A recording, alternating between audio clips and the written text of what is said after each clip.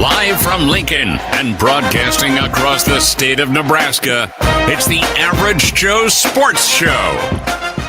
This is the place for Husker sports with the biggest names, the best interviews, and all the inside scoops. I got a front row seat with a big tub of buttered popcorn and a greasy half-live chicken leg.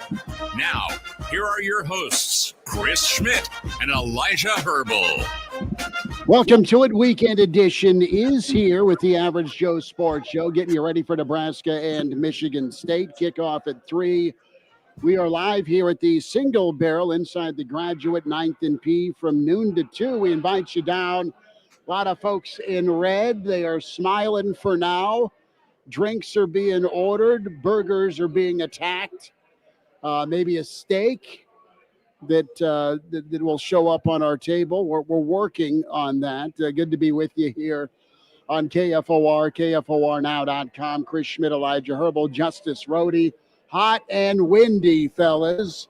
Elijah, you made the proper precautions with the wonderful hat. Justice, your hair is flowing and red and wonderful.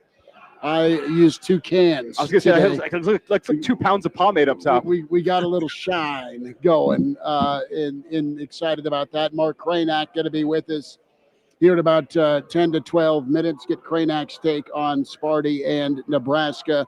There'll be a Mark Spindler sighting here on site at some point in the 2-hour pregame window. We'll get Rocco's Proud Papa's take post-Michigan, and again, the look ahead to Michigan State. Brandon Vogel with counter read right at 1. The Iron Horse, Gary Sharp, going to join us as Sharpie will join us on site around 1:30. If you're making your way to the ball game, 489-1240 to dial in, can shout out your projections. Justin says the hair is hurricane ready. It might be, man. Hurricane ready. That's pretty good. Do you see that they just shouted, those folks just walked in and shouted me out, but not you, Schmitty. I'm not sure what's going on. I was talking. You're wonderful. But you make the show. I don't. You got the mustache. It's former Lincoln Southeast standout offensive lineman Elijah Herbal. I'm hanging on for dear life. Justice kept on throwing that into the high school broadcast last night. I'm like, we passed the statute of limitations of standout Southeast linemen. Well, I don't know about that. I used that term when I was calling your games. That's that left tackle. It's one to watch. Yeah, sure you did. I did. I remember it. I'll find the tape. I promise. I played next to a D1 left guard. You weren't talking about me. It was fine. It was that left side of the line that was dominant once upon a time. We'll pull up the huddle highlights. Kudos to you fellas for your call last night with Lincoln Christian. You even dirtied some free food from Chicken Man Bill and Slim Chickens. We'll be back here at the Single Barrel, 6-ish is what I'm thinking, 6-ish for Nebraska and Michigan State postgame. Mr. Spindler is here, is making his way. He's rubbing. See, look at that. He just squashed my head. Look at those arms. I mean, that's all-American steel, baby. Incredible. We'll make some room. We'll make some room. I did some extra curls for my man today. Okay, extra curls for Push-ups before I came over. some I can push-ups. tell. I can tell. That is pure American steel. I mean, yeah, steel steel is what it is. But Mark, good to see you, man. Thanks for popping by. My comfortability is starting to, take place here. I just roll in, interrupt the show. It's all right. Over here. Just pop on down. How we doing, fellas? Huh? We're good. It's been a long couple of weeks, man. Yeah, it has been. It's been a long couple of weeks. Nebraska fans are anxious to see how the team shows up and shows out today. A lot to talk about with Michigan, not to relive the past, but close ball game, tough ball game, and Michigan was pretty solid on the lines of scrimmage. There was no doubt. They were dominant on both sides of the line of scrimmage. And, I said this for years. Even in college football, those guys over there, they get paid to play too, which they didn't, right? But now they do get paid to play. And the point is that they're really good players on the other side of the ball. Both teams have great players. At the end of the day, they did win the battle of the trenches. I mean, it spoke for itself. But there was quite a few missed opportunities by Nebraska to win this football game. I mean, and that's the reality of the matter. So when you play not as well as probably you're capable of playing, and you still have an opportunity to win, if you're looking kind of something for like a positive going into the bye week, that could be it. I mean, I'm like Ricky Bobby though, bro.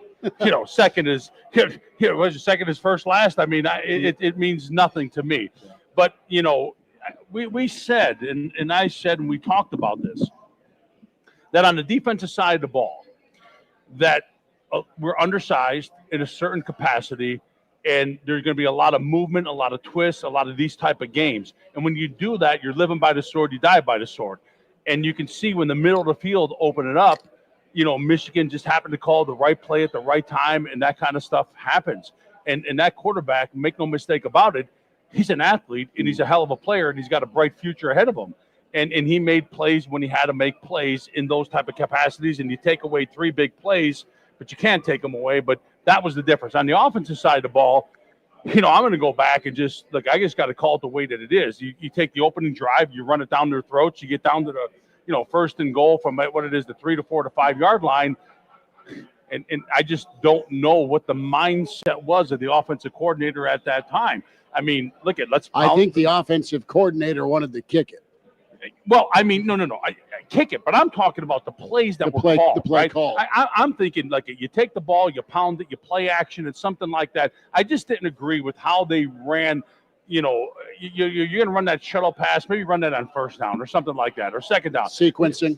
I just didn't like the sequence, if that's what you want to call it, down there at the goal line. You come away with nothing. But I truly believe against that team at that moment, you absolutely go for it.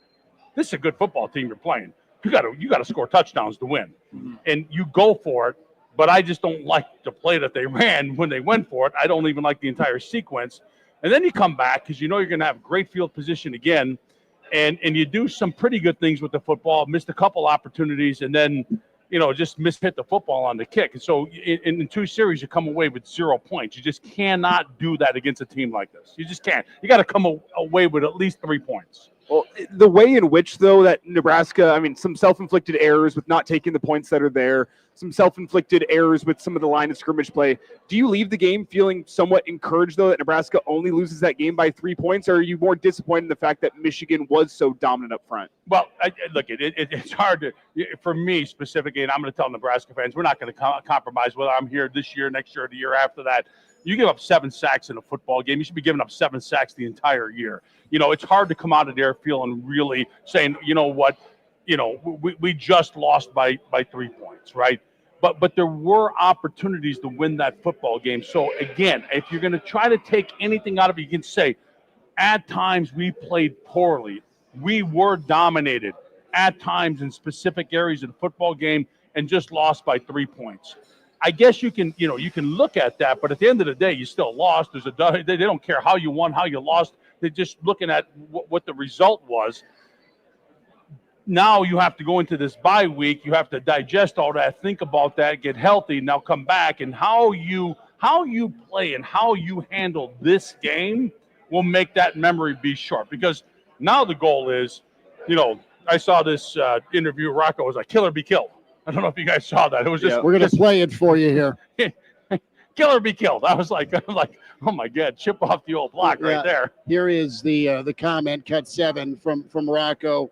When it comes to response game, you got it for us, Justice. All right, go ahead. I mean, guys are buying in. I mean, they bought in, from day one, and now that our backs are against the wall a little bit, it's more of just like kill or be killed. That's kind of our mindset going for the rest of the season. So that was old Rocco talking about response in Michigan State and the work that went in, Mark, to this opportunity today. Here's the good news: you have another opportunity. And you just have to win out, right? You have to win out to get to Penn State, and that's where, this game was going to be a critical game, the Michigan game, regardless, right?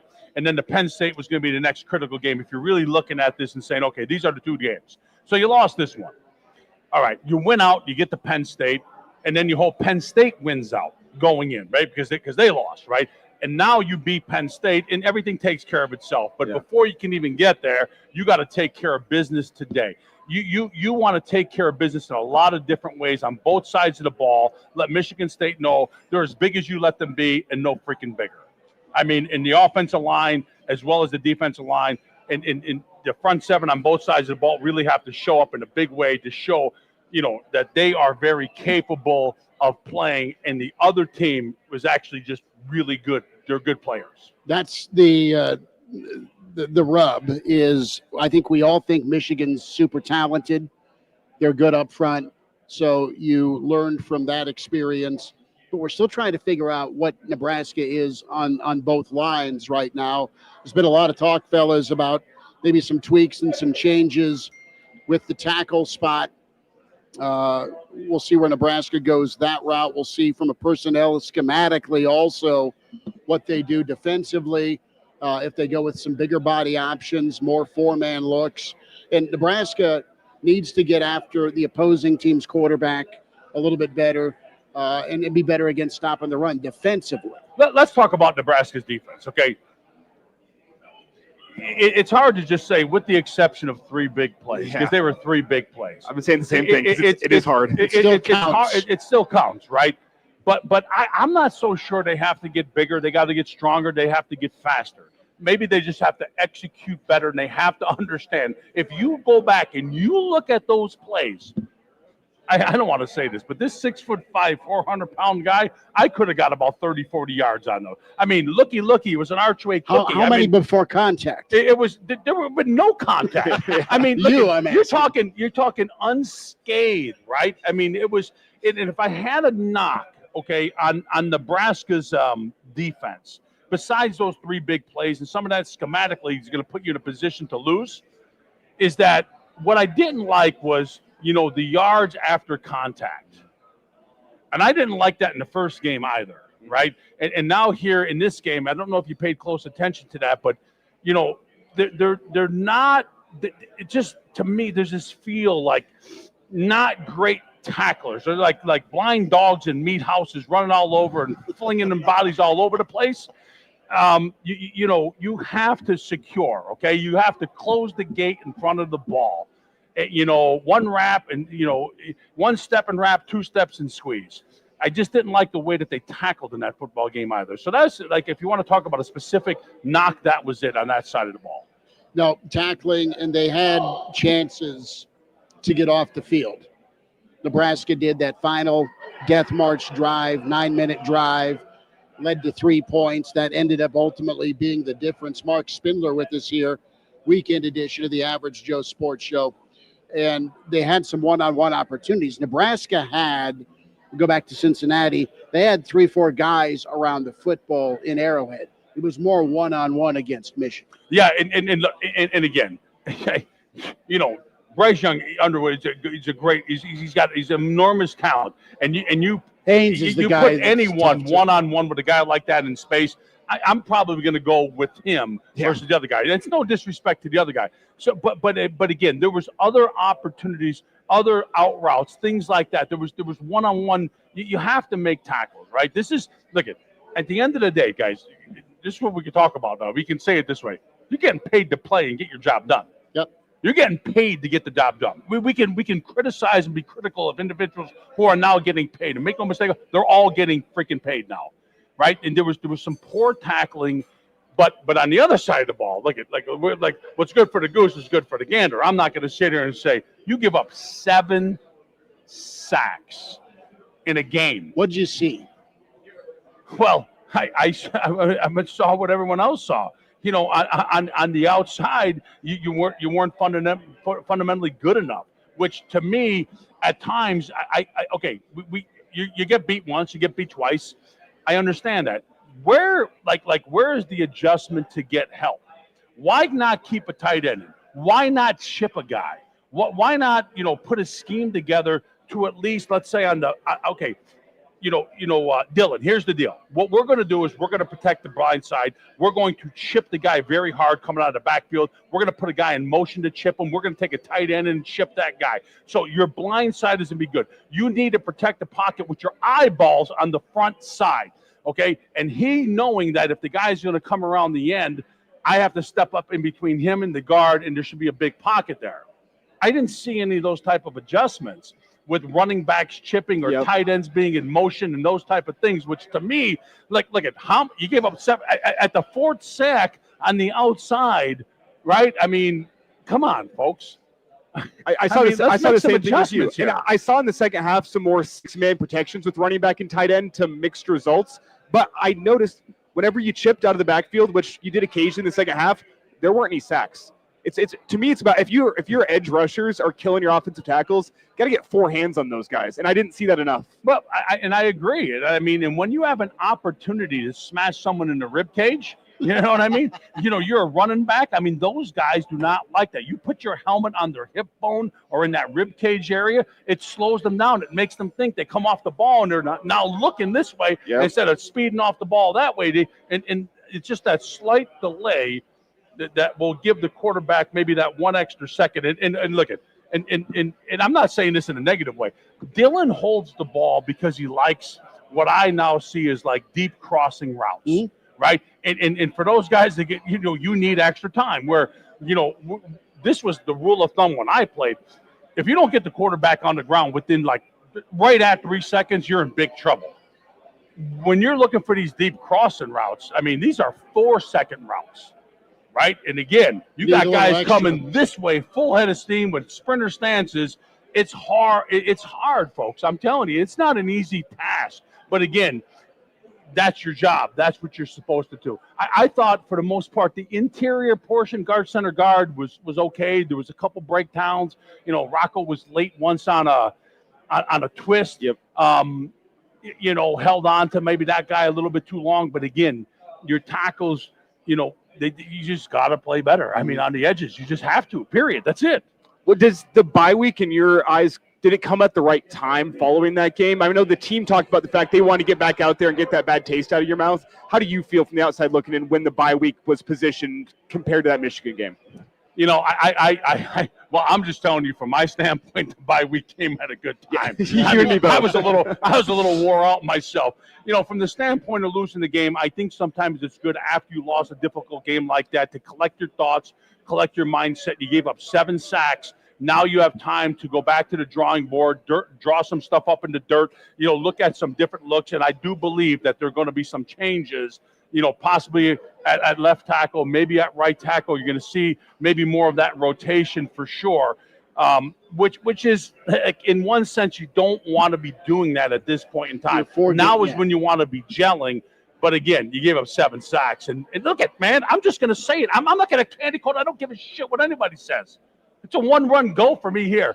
You just got your ass beat on the outside. That's what you did. Right? I'm not going to be politically correct here. No, you're right. You got beat. So someone's got to go in there and they got to play better. That's it. And those guys got to get played better. You're getting paid. To whom much is given, much is expected. Yep. That's just what it is. A lot of zeros. And my son better play well today. Yeah. Because I put my ass on the line here saying some shit that I probably shouldn't say. But you know what? I'm passionate and I don't beat around the bush. Mark Spindler with us. And he has here. a freaking tough go today too. He said the guy he said a couple of the interior guys this week are better than last week. Good what do you think about that? I think Sparty's ready to go.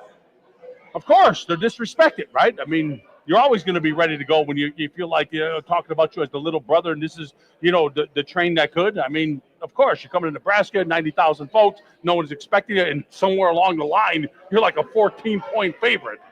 After, I mean, I'd be ready to go as well. Vegas knows something. Mark Cranak's been hanging out. Cranak usually on site with us. Cranak, thanks for popping in. I know you got kid duty today with football. Mark Spindler laying out the offensive line needs to be better. I think you're shaking your head in agreement. Thanks for popping in, brother.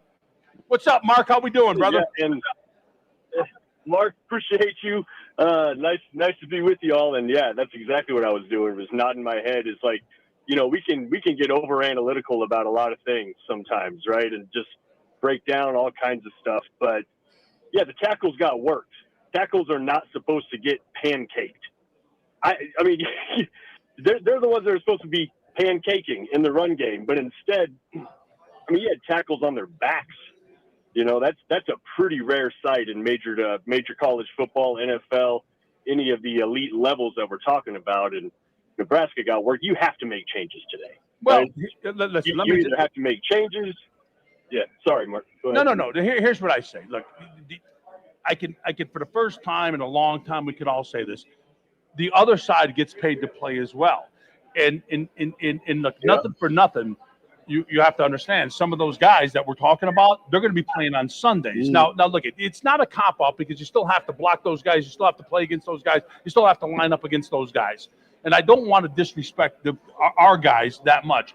What I'm saying is sometimes, the other guy is just better.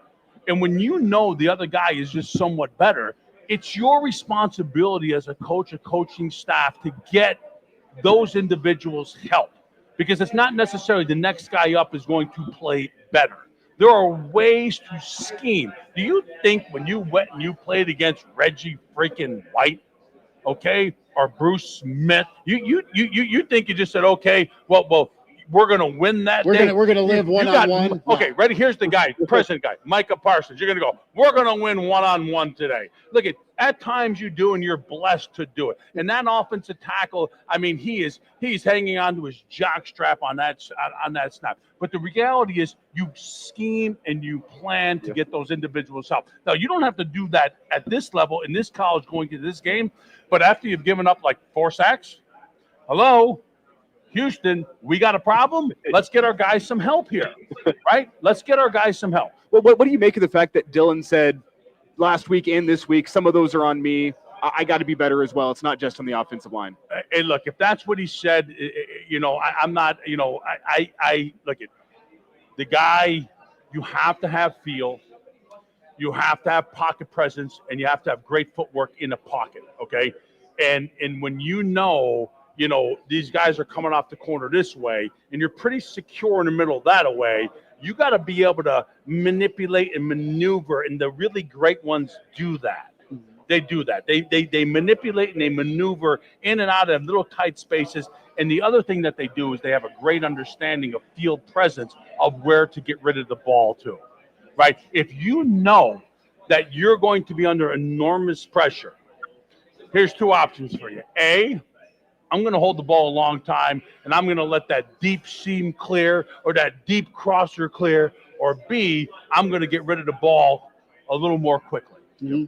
So the point I'm making, Mark, is there's a lot of blame to be spread across the board from the offensive coordinator to the offensive line, and some to the quarterback. Wideouts, running back. I mean, Holgerson in his media session hit on it where it's 11 guys. He's talking about wideouts need to get open, running backs need to be more physical, quarterback can't hold the football, line needs to protect and block better. Kranak, you were in the stands, interested to kind of get your vibe from last week to the vibe this week. I know you're on assignment today, so you're not at the Sparty game or won't be there, but what was the mood of your fellow sectioners from that Michigan game? It was pretty much a live discussion of what Mark was talking about. It's like, what is happening? What is happening at tackle? Like, what is happening? What is going on there? And there were some murmurs, and you hear it quite a bit about Raiola, about holding on to the ball too long. My thing with him is it's sort of like, you'd rather rein somebody in, that old saying, you'd rather rein somebody in than have to tell them to go. With Raiola as a quarterback, I agree he does need to figure out how to climb the pocket a little more, how to make sudden steps and buy himself just a little more space. But I would rather start with a guy like him where he definitely doesn't have happy feet. He's not a guy that's like scared to get rocked. And you see those quarterbacks, right? So in your experience, Mark, from being around the game as long as you have and around some of the professionals, that is something that can be taught and learned. It does take focus. It takes an off season or more, right? But that's something that you could work with versus if Raiola was a guy that got at the first sign of pressure, he's bailing out and taking his eyes off his targets. Well, he's not doing that. What he's trying to do is hit the home run ball more often than he's not. And I don't know whether that's by design or not, because I'm not really, I don't talk to Rocco about that. I don't talk to Goff. I'm not in touch at that level. But you see, he's trying to hold the ball, not because he doesn't know what to do with the ball. He's wanting guys clear, 17, 20, 22 yarders downfield, right?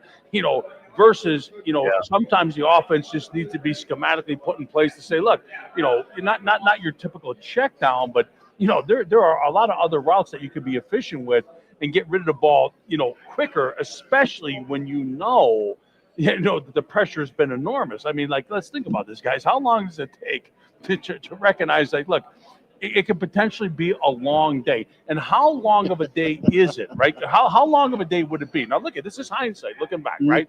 Now, all of a sudden, after maybe the first 2 sacks, you go, wow, those guys over there, they're just a little better than we are. That happens, man. This is big-time football. Nebraska fans, I hate to tell you this, sometimes the other guys are just a little bit better. Oh, we've seen plenty of it in the past 10 years. But that's just how it is. And it's and I'm not saying you settle for that, but on any given day, you're going to play against. And so when we have our guy work their guy, you just sit there and go, our guy worked their guy. What about the other guy? He said, well, he was just better that day. He's just a better player, right?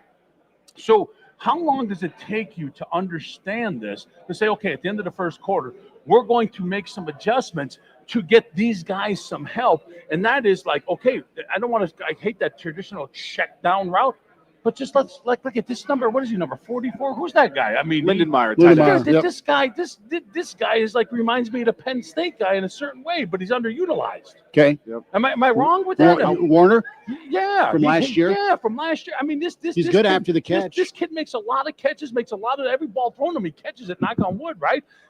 So get this guy the ball a little bit more often. And look, and here's another thing. We're done with the pass rush. Let's talk about the run game. Right? That's exactly where I was going to go. Six rushes in the second half. Right. When you think about this, and look, we could subtract out all the sacks. You got to remember, usually you rush for 43 yards. So I don't, You still were at 3 a carry. Without the sacks, it came out to about 92 yards rushing. Okay, yeah. So it's clearly not good enough. So those guys, we can attack that problem as well. You got to be able to be schematically better, knock guys off the ball, and be able to. And there's just something about their run game schematically, the design that I look at certain plays that I cross-referenced back a year ago from Notre Dame. It's just it's a different type of run game. Where I don't see Rocco pull, I don't see the guards pull and kick out guys. It's very zone scheme. It's just a little bit different. There's something there that you get that duo, you get that zone. You're not getting much power counter. I love a good pin and pull on the sweep. Yeah, you're not seeing much of that. No, we don't have a lot of that incorporated. I'd like to see if maybe the second half of the year they incorporate some of that in, but I just don't know if this is this offensive mind. Well, and we'll see what adjustments. Mark, hang tight. All right. Kranak, give me a prediction, partner. I really appreciate you sneaking away from game day with the little guy and giving us some of your thoughts. Appreciate you hanging tight with us. What do you say and what do you see happening today? Yeah, I see Raiola having a big day. I see offense making adjustments like Mark's talking about, because they've had 2 weeks to break it down and think, hey, what could we have done better? I think they'll be more prepared in general. I can see Nebraska putting up 30 plus. I'll probably put it at about 38. And Michigan State's scary, man. Aiden Childs, talent-wise, skill-wise, scary as hell. Mm-hmm. You just hope the guy isn't focused for 4 quarters, because that seems to be kind of his albatross, is that he doesn't maybe maintain the same level of focus and execution for an entire 4 quarters. But, man, when he's on, he is dangerous. I can see them putting up around 20 to 24. So, yeah, we'll go 38-24. Wow, that's insane. That's exactly what I added that. I predicted what I said. I said 34-21. I say 27-17, because I think the win might play a factor with these teams throwing the football Well, the around. question is when does it ever get comfortable? I think this will be a 4-quarter game. There's a moment in time where you're able to lengthen a lead. We'll see. Kranak, love you, brother. We'll get caught up here soon, and thank you for jumping in. Hey, and the hurricane force winds could change some of what we just talked about too, man. If Raiola can't get anything deep, and same with Michigan State, if they can, it's more of a controlled passing run thing, that could change everything too. Yeah, but whoever runs it best wins it today. Kranak, appreciate you. Quick timeout here, the Average Joe Sports Show weekend edition. There's Mark Kranak, Mark Spindler on site with us. We're here at the Single Barrel inside the Graduate, 9th and P. Elijah Herbal, Justice Rhodey. Quick timeout. We need to get Big Man here a Bloody Mary. We are going to do that. And we'll be back with more pregame here, weekend edition, the Average Joe Sports Show, KFOR, KFORnow.com.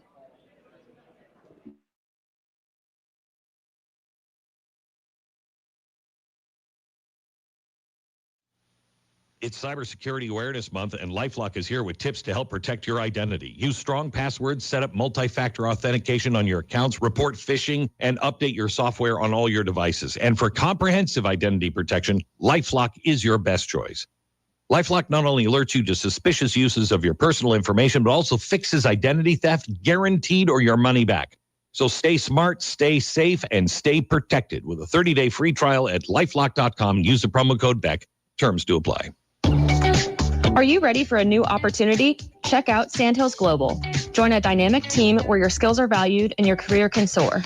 We offer full-time positions with a 4.5-day work week, competitive pay, excellent benefits, and a positive work environment.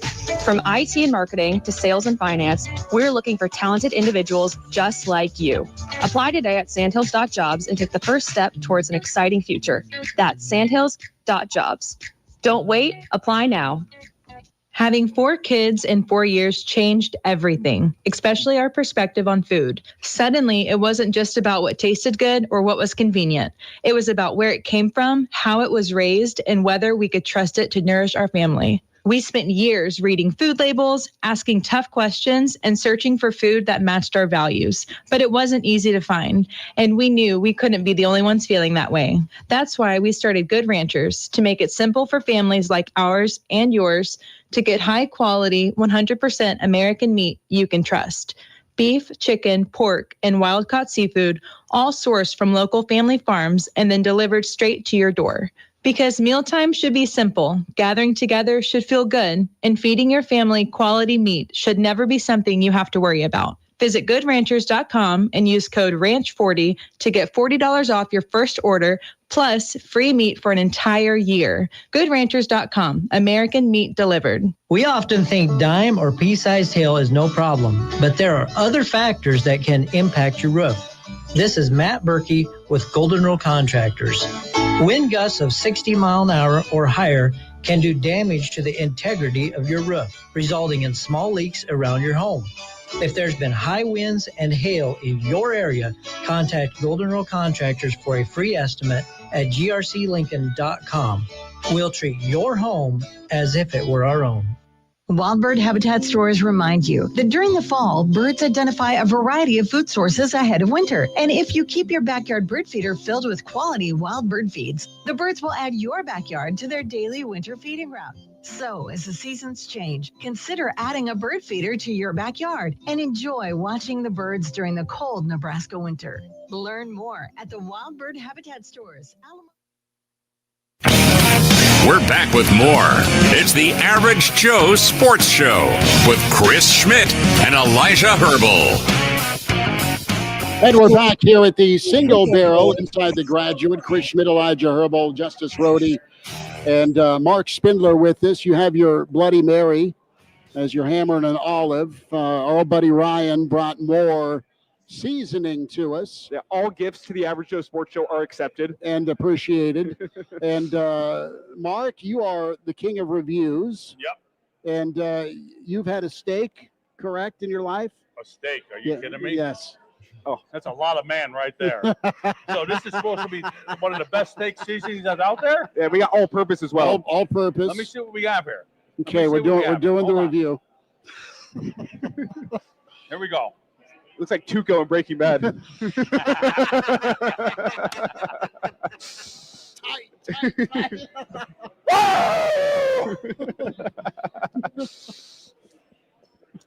Definitely got the salt. Yeah. Got a lot of body. A lot of body. I like it. We're just coming up with new things to review and preview. I think it's solid for sure. Yeah. 8.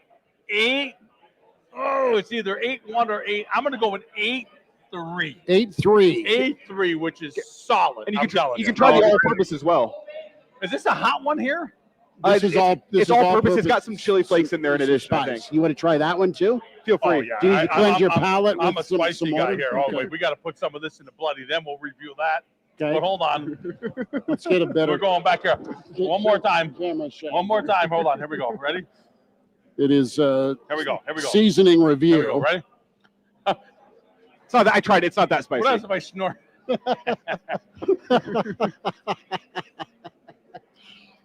Yeah. Yeah, see, I'm like a seasoned guy with the spice. I like this guy. This guy is a solid 8.3. Okay. That's like an 8.1 to an 8.3. This is an 8.3 for sure. See, I like Thank you. the chili. Ryan, good stuff, brother. Homemade in Nebraska. I'm a chili flake guy. Word to Kimper, is that what it is? Yeah. Okay, let's see what this Bloody Mary does here. Word to Kimper spices. Shout Here out. we go. Yeah. Salted rim. I'm not a big salted rim guy, but it gives the ambiance. So we'll have to upgrade it for there. But here we go. Holy cow! Did you get a jumbo glass for the Bloody Mary? I mean, yes, he did. It's the Spindler. they had to get the biggest glass they could find in the back. Oh, he's back in for a second sip. Oh, Yeah. What do you think? Yeah. That one there. Yeah. Uh-huh. Yeah, Mikey. It was made. That one right there. It was made to be physical. I'm going to tell you right now. That guy right there. One more time. Hold on. All right, that is a solid 8.7. That's a good bloody. That's a solid good 8.7 right there. The mix is great, not too tomatoey. Got the right spice in there. It might have been the spice from his that just set it off. That is a good. Look at. Whoa, that is good. You can get it in this single barrel downtown Lincoln if you're driving in. barrel. You feeling a Bloody Mary, an 8.7 Bloody Mary, single barrel downtown that Lincoln's is the good. spot. Ninth and P where we're at. Fake Ed Foley is checked in. We think it's Fake Ed Foley. Says we need to get Mark a picture of Bloody Marys. We'll get our shout outs going here on the stream. So let's talk Bloody Marys. We've given the review. We've talked spice. That's just good. I'm interested about what we see out of the gate today, fellas, with Nebraska. And there a lot of times in the past, and I hate to go there again in the past, but there's been games where Nebraska's had problems coming out on fire after a loss, after a bye, not necessarily under the Rule era or regime. But you can't come out flat today. You got to come out angry, ticked off. And you're laughing that I said even brought that up as a possibility, but it's happened here before is the problem. Have you ever Googled the Spindler flat? I'm going to send this to you. Okay. I will send you. It's like a legendary interview with Fred Human. You know, when he came out and he's like, "Why did you come out so flat?" And then you'll see. Okay, the rest. so I hit a trigger word. Yeah, look, and I agree with you 110%. Regardless, this is supposed to be the year of Matt Rule, his team. Mm-hmm. They're supposed to take over. The culture is supposed to change. What I look for today, what I hope to see today, and I don't know if you all agree or not, but I want to see a dominant football team on both sides of the field. So if it's methodical and it's run the ball and power, I think we all understand what dominance is, right? It's just a dominant game, not necessarily big plays. They would be great too, but I would like to see them on both sides of the ball be very, very dominant. And if I see that, and then the outcome is like 38-24, but they're dominant. They're in control of the football game. They're running the ball. They're passing the ball. They're play-actioning the ball on the offense. And on the defensive side of the ball, they're limiting it. They're catching. They're rallying to the ball. They're the black shirts. You know, if hit properly, the body will bend or break type of mentality. There's pressure on the quarterback. There's some sacks out of quarterback. And this guy, I think he's like, this isn't this kid like have the ability to be able to run to or no? Childs is a 3-year guy for Smith. Yeah. He is a pro-style quarterback, but dangerous. he's very mobile. He's active. Yeah. He is somebody that can evade the rush, I hands on. think Justice used the play. comparison to Teddy Bridgewater a couple days ago. I did, but also we did stats for the pregame show, and Childs, between the running quarterbacks in Nebraska's face, Brendan Sorsby, Bryce Underwood, Aiden Childs has the most QB carries with 39 on the season. So keep that. Yeah. That's a stat. So and it's third and 8 could be a headache. It's kind of hard to defend against that, right? I mean, it just really is. I mean, the good news is we have. I still believe that our defensive backs have played pretty freaking solid throughout, the season, and the ability to be able to go man to man on individual receivers is going to give you an opportunity to maybe have, one or two individuals be able to handle some of that quarterback scramble and understand they're going to look at that film, right? As we self-scout and look at the film and we see about how that field opened up and how there was designed quarterback runs that were really just hit right at the right time and the right opportunity, and they got, huge gains, huge rewards. They're going to try to do that, right? They're going to try to expose that all game long. They're going to do that. We now understand this, and we have to try to stop that. Who wins that is going to be the key. I'm interested, too, when you talk about a certain style of play being the more physical team. What's it look like? Are you able to ground and pound it? Are you able to enforce your will? That's what I think Nebraska fans are used to seeing. They're used to seeing that style in route to victory. And they're wondering right now about Nebraska's ability in this new Big Ten to be a physical squad. Sparty will test that with what they have in their front seven defensively. And on the defensive side of the football with Michigan State, they're not great at getting after the passer, but their front seven is good at stopping the run. So Nebraska fans right now are really interested to see what adjustments they've made. Can Nebraska run the football for good yards per carry? Can the offensive line be physically dominant? And can the defense do the same thing? Get after the quarterback, stop the run, keep that play action that we're talking about with Childs from being a real big problem. Well, from the offensive side of the ball, I mean, I'm not a square peg, round hole guy. I never was and I never will be. You're going to load the box and you're going to be committed to stopping the run. Well, guess what? You're probably going to stop the run. I mean, right? I'm not going to say, oh, we're going to line up mano a mano and we're going to show you, 5 on 8 7. in the box, gain a 7. We're going to win, right? Yeah. Unless you got Barry Sanders back here, you're probably going to have a long day. But when you take a look at it, you see it, and they want to throw the 7-yard outs or the 7-yard crossers or the 5-yard crossers, we'll take them all. We'll use the back out of the backfield, to emulate a run. I mean, that's fine. And if you can start to loosen them up a little bit, that's when you got to be just so good in the box to see what's going on, what's happening, and then make your adjustment. I've never been, and look, and rumor had it, and we'll just say it this way. When you looked at that opening drive, I'm like so many of these coordinators are scripted, right? You understand what that is, right? They have like 10 scripted plays in a row. They're going to run no matter what. They like. No. They're just running them. They're going to run this one, that one, this one, this one, this one, this one, this one, this one, that one. Guy, it's just like, I mean, come on. It's like when the GPS says, go the other way, and you go, nope, I'm scripted. I'm going that way. It's. We talked to Jeremiah Searles about this a while back, where you have the feel offensive coordinators, and then you have your offensive coordinators that are box checkers. They want to check the box on the game plan. We had this installed. We're going to run this play. Here's what we think will work. Yeah, I don't want to cop out and say I'm independent. You have to have a balance of both. You just have to have freaking feel. Yeah. You look at. I'm doing the best I can to not to curse on this thing, right? I mean, you just got to have feel. And you got to just look, and I think the great ones have feel, and they look at what is happening in front of them, whether they're on the sideline or whether they're up in the booth or vice versa. There's someone in that booth that's telling them, look, here's what's available. Let's freaking run it. No. I know they have 9 in the box. We're going to run. No. And I don't think sense. I don't think you have that with Holgorsen. I think he's pretty good at, all right, here's what the guys do well in practice. Here's what I think they can do in the matchup is against X, Y, or Z defensively. Where I worry has been down in the red zone. It feels like he's got his red zone plays that he brings into the game, and rather than feel, he's going, we're going to go with this slot fade because we've been working on it all week at practice.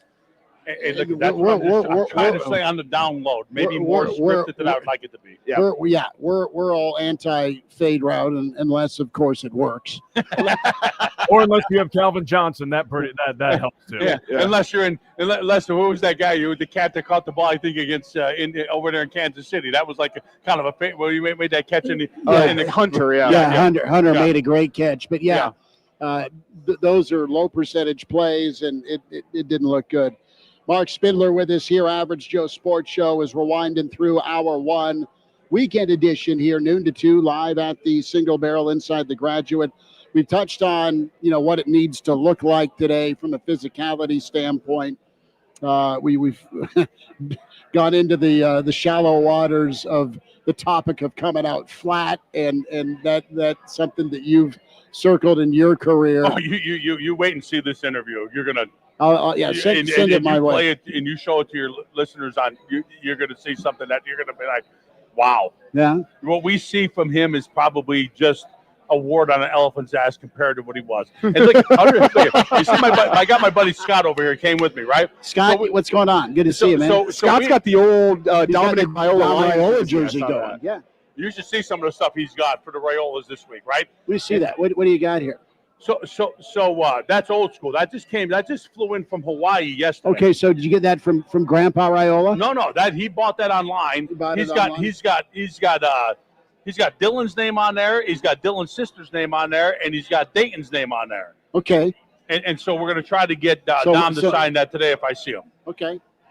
And then Dylan, good. You see Dylan last week he came to Clarkston. He was in Clarkston at Rocco's High School. Look at that. Sideline signing autographs for Okay. the throwback, right? But the funny thing is, so we got to get some good substance here, because here's why. Now this is just the power of a freaking woman, okay? So I'm going to do the podcast. Why don't you just stay here? My wife is with his wife and my daughter and Rocco's girlfriend. And she's like, all right. So I jump up, I leave, and then he's hanging back, and I see her in his ear, and I'm like, what did she tell you? She said, well, I don't want to tell you. I said, no, you tell me. What did she tell you? She said, look, Scott, here's the deal. He needs to be done in 30 minutes, or I'm going to kick you in the nuts. So as we're walking over here, I said, Scott, look, here's what you got. These are the options. Either my wife kicks you in the nuts, or you try to get me out of there and I punch you in the face. He goes, I'm going back and I'm going to take the kick in the nuts.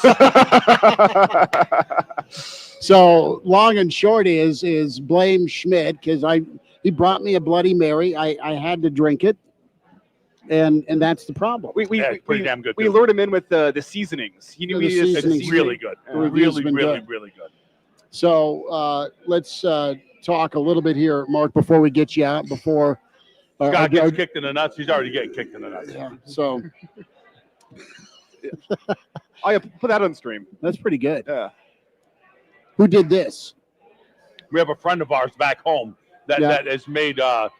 She made 2 simple paintings of myself and Rocco, and then I saw them and I said, "Well, I want 2 other ones." It's Dylan, right? And then they're just very simple, but yet there's something that pops in my mind that I really like them. So next thing you know, we had several dozen made of them. Okay.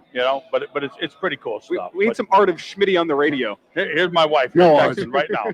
Well, let's see what she's saying. I'm leaving. Okay. Yeah, I'll get there when I get there. About 8 minutes and we're out. Yeah, 8 minutes. Tell her 8 minutes, Scott. We're on our way in 8 minutes. Do we want to call her? We want to bring Mama in on the phone? We can have Justice bring her in on the phone line. She would never answer. Look, she's having a time of her life, man. She's having a good time. Are you kidding me? Did you guys ever see this girl? Look at her. That's nice. Go with the big old, right with the platinum hair. Man, boy. So let's dive into what it comes down to today. Nebraska wins ... If we talked about the spread. I just they have to be dominant. Mm-hmm. I'm not interested in them. Just look at. I'll take a win, right? You'll take a win. The fan base will take a win. But for them to get to where they want to go, for now in the future, they have to be dominant in this football game. Don't we all agree? Yeah. Yep. So you take the word dominant and you roll that out any way you want, right? I mean, they have to be dominant in this. This is to take the next step. You have to be dominant, or you squeak out a win and you win, and you squeak out a win and people go, oh, well, we're still winning. Well, eventually that's not going to win. Eventually you have to dominate the opponents, and I'm not talking about the ones that they beat early in the year, by 70 points. I'm talking about Big Ten competition. You got to dominate. You got to dominate a couple of these teams because next week's not going to get any easier either. No, Maryland's playing Washington today. Then we're up in Minneapolis. That's been a tough one.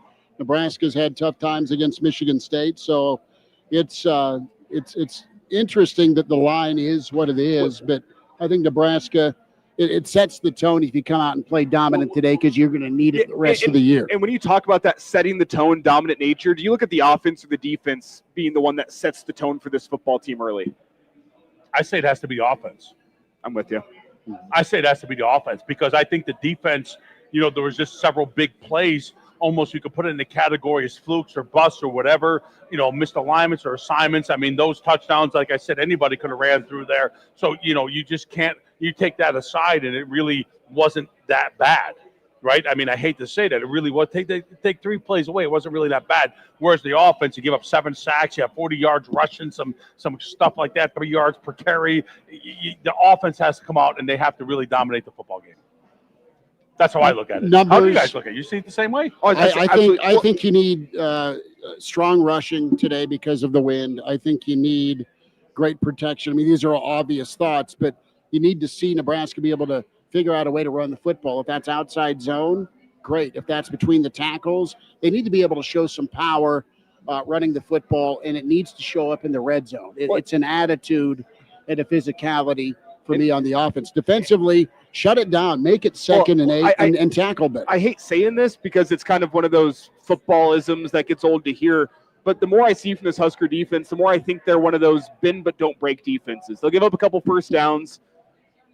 They're going to give up some long rushes, but once it gets down to your own 35-yard line, they're going to get off the field with the strength being their secondary. They're going to eventually go make a play for you.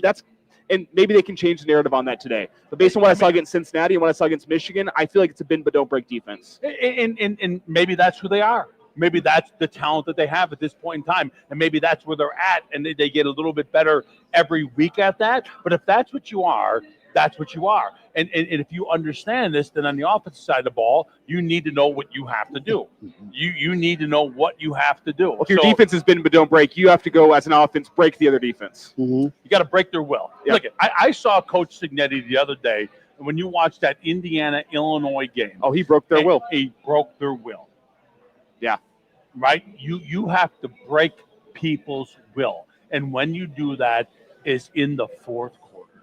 You break their will. You just come like I can only imagine going back in the 90s, some of these Nebraska teams just, even if there was a chance that people had in the fourth quarter, they just broke their freaking will. Just broke it, right? I mean, and that's what you have to do in all sports, break people's will. They did that. They did that through a physical offense. Can Nebraska's offense get to that point this season where they are a physical offense and they start breaking wills? Does it have to be with the run game is my question. Well, let's think about it. Can it be with the run game? The answer is yeah. I mean, you look at this offensive line, right? You have like, what is it, 3 or 4 kind of returning starters. Then you got a transplant from Alabama that is a specimen, right? Yeah. He takes a shower and comes out and he looks like a Greek god, right? I mean, this is how this guy is put together, okay? Then you got Rocco. I mean, the guy, 2-year starter at Notre Dame, plays in there, right? So you should be more dominant than what you've shown. You should be that, right? And you're at that point in time right now, not halfway through the season, getting kind of close to that, where all those freaking excuses of not having the continuity should be gone away. Got to find that continuity. Well, we're going to find out today because there's going to be maybe 1 to 2 possible, shakeups in the lineup. I mean, potentially. What are you hearing about that? And you talk about Pritchett. Or what do you think? It sounds to us like Pritchett's going to be the number 1 guy at left tackle today. That's what we're leaning. What I want to see is a guy that you use it here through fear of failure. I think he has that fear in the back of his head with some of the pre-snap penalties that he makes one mistake, he's going to be pulled to the sideline for the rest of the game. I think you need to give him a bit of a leash in that because, as you talk about, he's a physical specimen. From a physical point of view, he's the most special offensive lineman that you have. I think you got to go get him some run out there and say, hey, if you make a mistake or two, we got to roll with you and let you work through those things because he hasn't gotten that so far. I agree with that. I'd be willing to, at this state in the juncture where we're at, to say I would compromise a few mental mistakes over physical dominance. Yes. They give him the opportunity to develop his confidence Well, and see what he can do. it's hard. You brought him in here to freaking start, man. And it's hard. It's hard to go play. Matt Rule said it best to me. He's like, look, here's what I'm going to tell you. I don't know if your son's going to be the starter, right? So we're going to pay him to be the starter. Yeah. Right? They paid this guy a left tackle to be the starter. Now, doesn't mean you're going to start. Just we've seen that. You got to go start, early, right? yeah. But there was a reason why they paid him to be the starter, right? Because he has the physical tools and attributes to be able to be that guy. And you want to be more of a physical football team. He's a guy that helps with that. Of course. And it's hard to go out there and play if you, in the back of your head, are scared of getting yanked on one mistake. I agree with that. I think you give him the long run out and say, go out and prove why you're the number one guy. And you can trade a false start or 2 false starts, maybe a holding call in there, if he brings you that physical force that you need on the left side of the line of scrimmage. Yeah, that's where I'm at. So we're expecting to see him be the number one guy today. And I think you'll probably have Gatula slide over to right side. I'm not sure he starts today. No, he's going to kick over to right tackle. Okay. So Justice has his ears to the ground. Yes. Thank you, Justice. Justice hid as a bush I had heard in the stadium. I had heard Gatula was working on the right side. Hadn't heard if he was going to be the number one guy today or not. But I know he'd been working on the right side. Mark, you're awesome, brother. Good to see you again. Guys, thank you. what's up? You traveling to Maryland or what? Not Maryland, but we'll be at the Graduate across from the Bank Stadium in Minneapolis doing shows. And I'm trying to rally the figure troops. that out. I'm trying to rally the troops and find some folks to road trip with me to Penn State. So we'll see about that one. I already have one RV pass, 4 passes in lot 18. It's going to be a massive tailgate. So we could probably work together to make this thing work out. Yeah. Yeah. And if I got to get another RV pass, I mean, in the RV lot, which is right next to Penn State, we got to go down there and we just got to dominate. Let's just do this. We'll be in contact. We'll make that happen. We'll see you in Minneapolis. Sounds good. Hey, and maybe I'll appreciate give you a call next week or something like that. We'll get you popped in for Maryland thoughts. All right. Be good. Sounds Take good. care, man. Thanks, guys. Appreciate you. Bye. All right. That's Mark Spindler, proud Papa Rocco. His thoughts here with the Average Joe Sports Show Weekend Edition, as we are going to get caught up with Brandon Vogel with Connor Reed, ConnorReed.com, and the Iron Horse, Gary Sharp, joins us. Good to be with you on the weekend edition of the Average Joe Sports Show, live here at the Single Barrel, 9th and P. A quick timeout, hour 2 on the way. Today, only at Macy's. Savings off regular and already reduced prices. Exclusions apply. With Progressive, it's easy to reach customer service with our app, website, chat, or by phone. Because when getting help is hard, it's not help at all. A little help. A little help over here. Thank you for calling Bench Press Assistance. What? Due to excessive gym volume, all available spotters are currently lifting heavy weights off the chests of other bench pressers. Seriously? Please continue to hold, and we will remove the barbell from your chest in the order in which your cry for help was received. Getting assistance should be easy. With Progressive, it is. Progressive Casualty Insurance Company and Affiliates. Some big news. Just before Charlie Kirk died, he issued a stark warning of terrifying dangers and threats ahead for those who stand for truth. Charlie wrote this in his last published work, the foreword for the new book, Pagan Threat. Authored by Pastor Lucas Miles, Charlie said that Pagan Threat could save America. Charlie said you must read, internalize, and share this book. It has the plan to stop the wokeism infecting America. Already a #1 Amazon bestseller, Pagan Threat is available wherever books are sold. Get Pagan Threat free with Newsmax's special offer and save $30. For offer details, go online now to paganthreat.com. That's paganthreat.com. Millions are tuning into Newsmax on all major cable systems. They're downloading our free Newsmax app on their smartphones, and they're getting Pagan Threat to see Charlie Kirk's final words. Go today to paganthreat.com. That's paganthreat.com. Newsmax sponsored this message. Hey, Doc, nice office. Quick question. If you had to choose, would you give yourself a root canal or run payroll? Run payroll, no question. Seriously? Have you run payroll before? Paying my team with Gusto couldn't be easier. Gusto gives me unlimited payroll runs, next day direct deposits, and automatically files my taxes. Saves me time. Wow, that's nice. Over here, Doc. Can I run payroll too? Choose payroll without the pain. Visit gusto.com/radio to sign up for free. Hi, this is Jeff Mall with Visit Lincoln. Visit Lincoln is excited to announce the Taste 27th campaign, centered around the global flavors and unique and local gathering spots that are located all along Lincoln's North 27th Street. In total, there are 23 participating restaurants included in Taste 27th, with cuisine ranging from Mexican to Ethiopian, Middle Eastern, Italian, Chinese, Vietnamese, Guatemalan, and more. The restaurants in Taste of 27th fully showcase the diverse and exceptional offerings from all over the world that come together right here in Lincoln. Partners in this exciting project include Nebraska Tourism, Molly Marketing, and the Lincoln Chamber of Commerce. To help guide you through your food experience, there is a passport and mobile check-in component to complement your food journey. Visit Lincoln is using the same platform as has been used in the past with our popular Lincoln experiences. Full details about Visit Lincoln's Taste 27. Lincoln's local news, talk, sports, and weather station. FM 101.5, 1240 AM, KFOR, and KFRX HD3, Lincoln. We're back with more. It's the Average Joe Sports Show with Chris Schmidt and Elijah Herbal.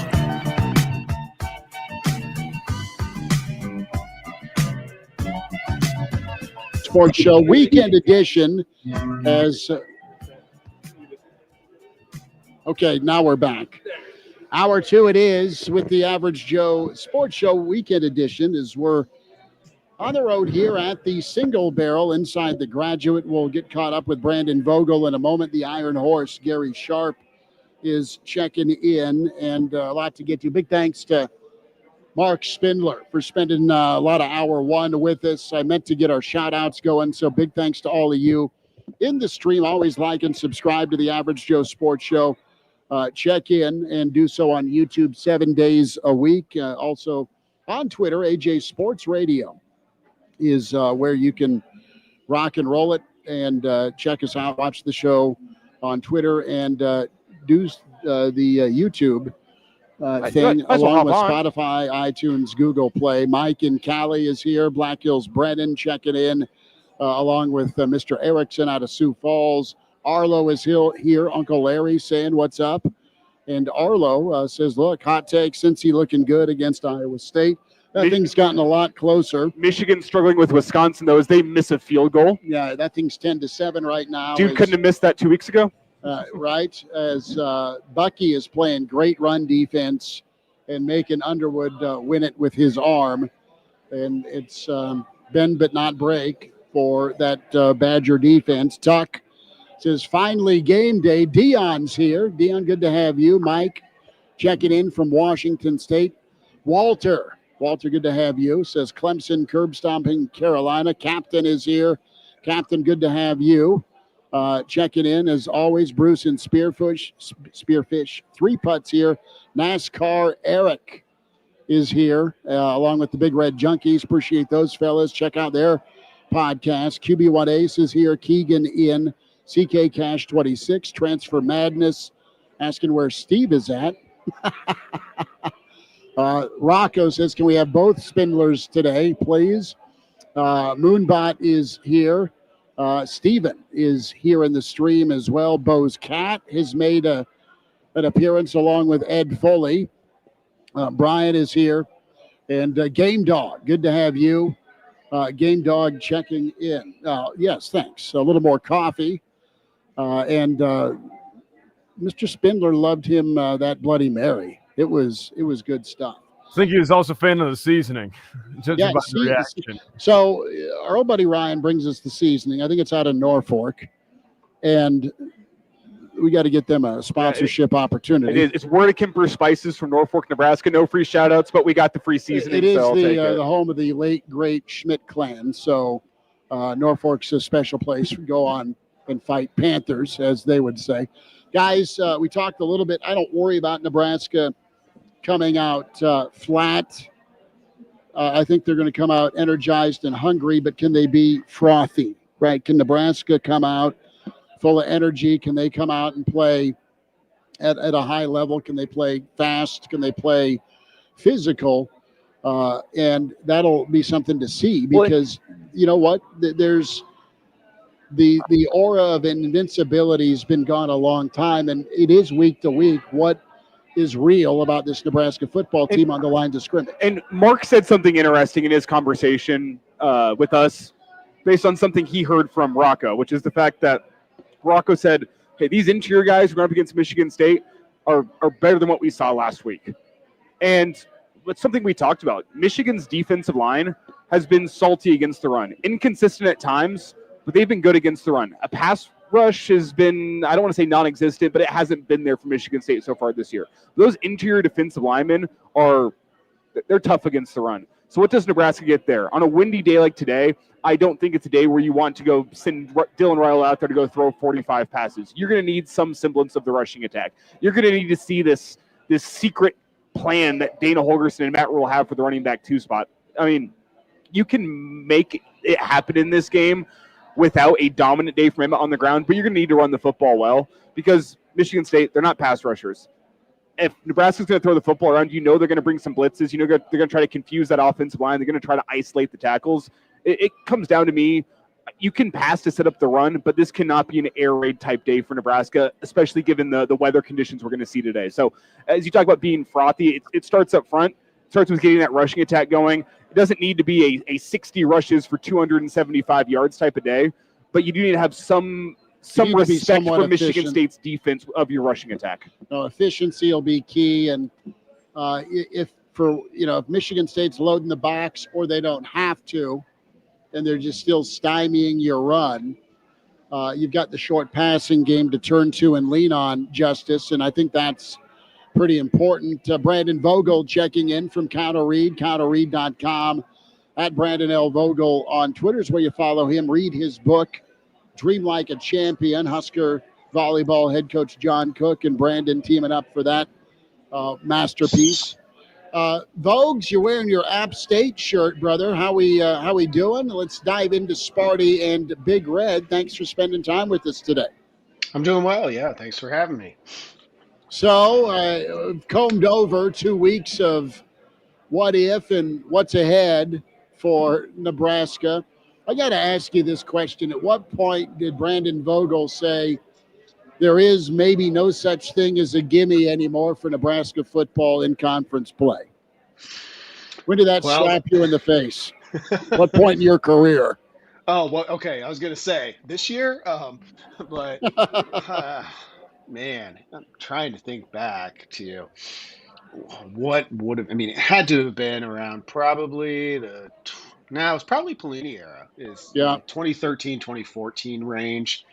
Although those teams, tended to kind of handle the games that they didn't. I think the big one was that home loss to Northwestern. I'm forgetting what year that was now. Was that was probably 11? 2011? Yeah. Yeah. So their first year in the Big Ten was maybe that moment. And since then, it's kind of been that ongoing story. And what you've seen is Nebraska being about a 10-point favorite, whatever the line's at right now, over a Big Ten team is increasingly rare. It's only happened. This is the third time, if it ends up going off at that number, that it will happen under Matt Rule. They won 17-9 against Northwestern in 2023, so didn't quite get there in terms of playing at least exactly to expectation. And then they had the 2024 Purdue game, which ended up 28-10, but was 0-0 at halftime. So that's kind of proof positive, I think, of just what it's like in the Big Ten, kind of week in and week out. And oh, by the way, this Michigan State team has some flaws, but has some dudes too, particularly at quarterback and wide receiver. And Brandon, one of the things I said yesterday, which I want to get your take on, is that I feel like when you look at these two teams, Nebraska, in my opinion, is closer to the top 5 of the Big Ten than they are the bottom 5 of the Big Ten. Michigan State, I think, is probably closer to the bottom 5 of the Big Ten than they are the top 5 of the Big Ten. But that really doesn't mean that much because that middle class of the Big Ten is so congested. It is any given Saturday. There's 5 to 10 plays in a football game that, hey, if you win those 5 to 10 plays, you're going to win comfortably. If you lose those 5 to 10 plays, you're going to lose comfortably whenever you play another team in that middle class. So despite the fact I think Nebraska has the edge on paper and I like their chances to go win those 5 to 10 plays, it's what makes the middle class of the Big Ten so tough. Is it just such fine margins when you have a team that is middle class against middle class? Yeah, I think that's all accurate and a really good way to look at it, because I would agree in terms of what Nebraska's closer to in terms of tiers, where Michigan State's at the moment. Michigan State fans seem to be pretty divided on how the Jonathan Smith era is going to this point. And when just looking at it from a numbers perspective, watching some of their past games over the past 2 weeks, like you can see that, yeah, there's a little bit of cause for potential concern there, I guess, for lack of a better term. But it is about that margin, and you get into that middle tier, and I think it's fair to expect 5 to 10 plays to decide things, and that's kind of the question for Nebraska after. Can you get a win? Like, obviously that's the most important part, but like, can you just play well? Can you play well? Avoid the turnovers. Don't miss a field goal. I mean, I know it's going to be windy today, so maybe that's an unrealistic expectation coming in, but those are the type of things that move you from that middle tier upwards or downwards. And too often for Nebraska, like those plays have been missing or have gone the wrong way. Brandon Vogel with this counterread.com weekend edition of the Average Joe Sports Show here at the Single Barrel. Vogues, is today kind of a turning point moment with that search and chase of 8 or 9 wins? I mean, this is one of those games that makes you say, if you don't handle your business, maybe Nebraska's lucky to get to 8. Maybe Nebraska's a 7-win football team or less. I think that's very fair because you've had 2 weeks to fix and forget and then go be better, right? You're supposed to get better as a team as the season moves on. All those things are available for Nebraska to do right now. That's how I feel about today. You need to come out, play probably your best game of the season. You've had time off. You've had corrections made. You're a healthy squad. And you've been challenged for 2 weeks by the coaching staff and these leaders about being a team that can be physical and can be the more dominant team. That's been an ongoing theme this first hour plus, at least with our pregame show. But is it one of those forks in the road moment, in your opinion, for the season? Yeah, potentially. I think so, particularly when you look at it from like let's call it 9 wins for simplicity perspective of if Nebraska comes out and, wins by 10-ish points, basically kind of what's the baseline expectation from a large numbers perspective. I'm not saying it's not fair to expect a tougher or a less difficult game than that individually. Then you're kind of like, okay, things are on track. Like you had the tough loss to Michigan, had a week to address it, to think about it, to use it as fuel or worse, I guess the other end of the spectrum there. And winning kind of as expected would be some indication that they use those 2 weeks efficiently. Won a close one. That one gets a little bit dicier in that, like, you don't have a loss on the record, so it helps you at least get to the next week. It would be an indication of work is still in progress, which is probably the truth. No matter how the game goes, lose one, and all of a sudden, it almost sends you back to, this team's just in like every week's going to be an adventure. Which to be good in a Big Ten, particularly an 18-team Big Ten, like you need those weeks that aren't adventures. And this is an opportunity for Nebraska to show that it's there, at least today. Apparently the latest line, this comes from Game Dog, so I haven't checked his work, but he says Nebraska is now minus 13. A late shift in the line has Nebraska's almost a 2-score favorite. To combine that with what Black Hills Brennan had to say, win the games you're supposed to win. Vegas says Nebraska's supposed to win this one. You got to go handle business. Is that fair to say here with Nebraska that this is a handle business game? Because there's been plenty in the past 5 years, the past 10 years of games that Nebraska is supposed to win that they haven't been able to get done. That feels like the next step for this program is go win the games you're supposed to win, and you're going to be an 8-4 or 9-3 football team by the end of the season. It absolutely is. And that's been the issue for Nebraska, like the Michigan thing, not getting over the hump, not, checking off the ranked opponent box is like, this is a significant thing and it's a big deal.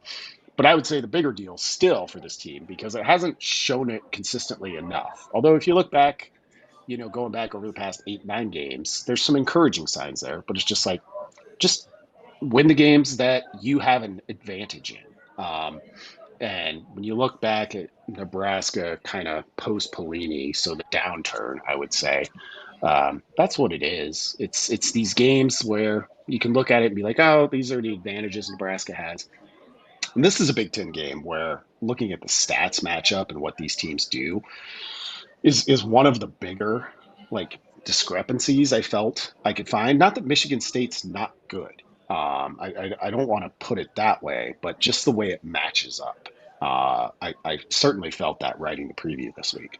Man, 13 feels like a lot of points, right? Something smells. That's a lot of points.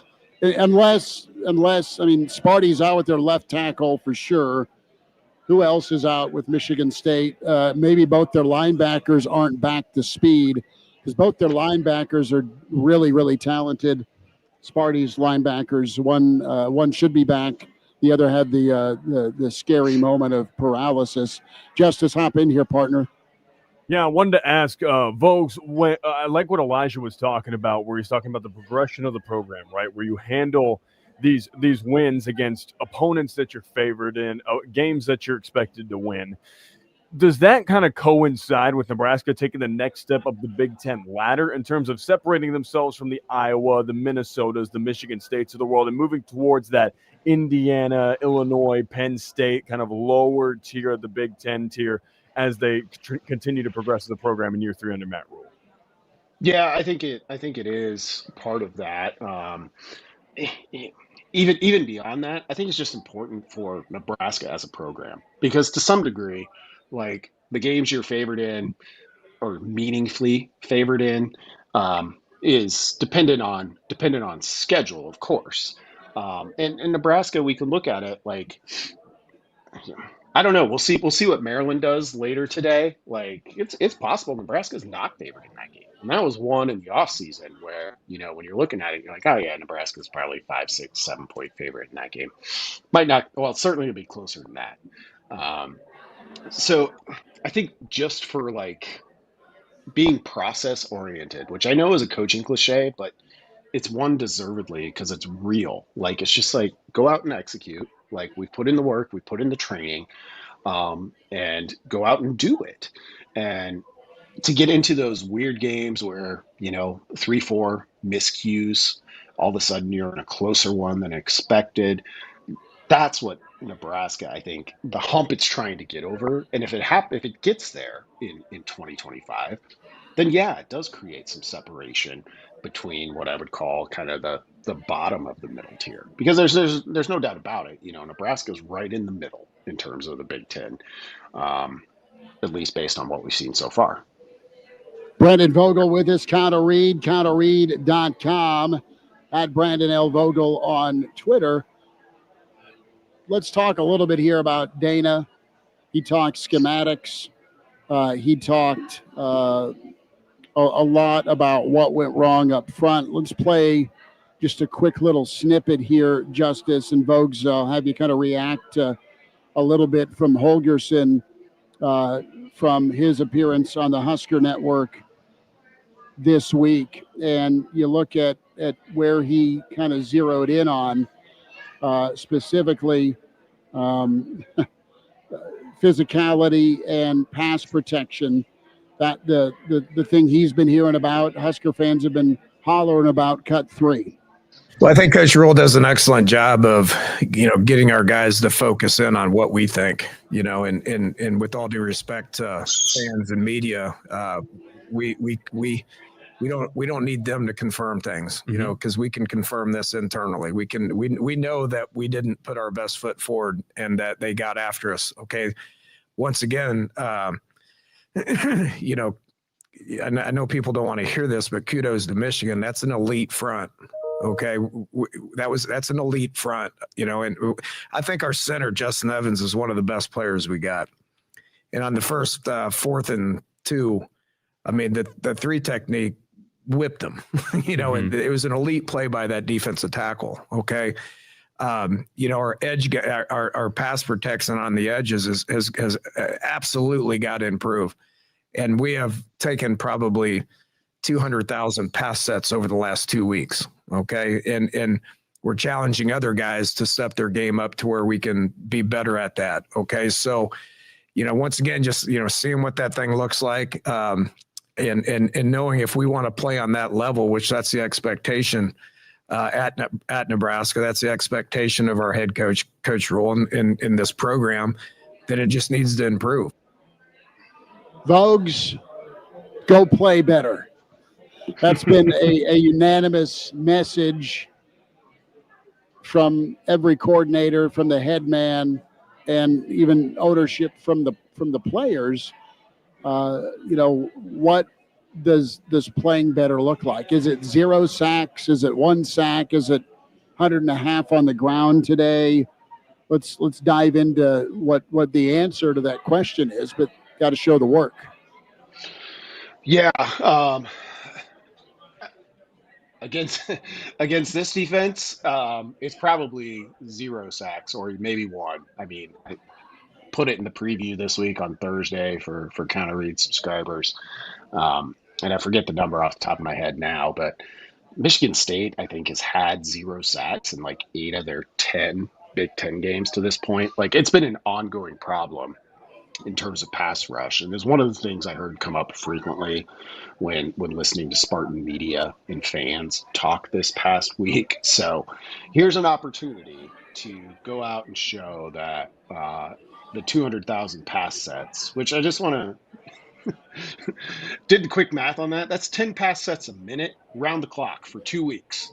So maybe it wasn't quite that high, but we get the point. And I'm somewhat sympathetic to, or it's not sympathetic, I agree with it, with Holgerson's kind of reticence there of being like, look, nobody wants to tell you that Michigan just had some better players, but sometimes that's reality. And that 4th and 3 play, early in the game was one of those instances. Because I would agree with him. Justin Evans, and really the interior of the line, didn't play all that poorly against Michigan. Tackles did against some pretty athletic players. So that's not as big a threat this week. So you would expect to see some improvement in that regard. And if we don't see it, that's certainly like an alarm bell from this one.